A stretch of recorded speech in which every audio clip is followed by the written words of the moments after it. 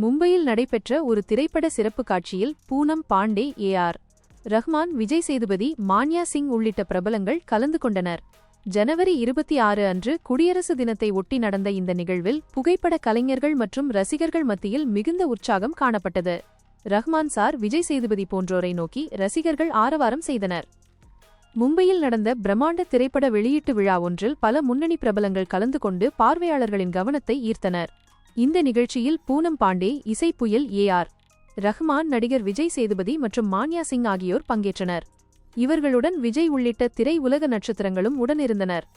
குறிப்பாக ஜனவரி 26 குடியரசு தினத்தையொட்டி நடைபெற்ற இந்த சிறப்பு திரையிடல் விழா மும்பையில் உள்ள ஒரு திரையரங்கில் நடைபெற்றது. நிகழ்வின்போது புகைப்பட கலைஞர்கள் பிரபலங்களை வழிநடத்தினர்.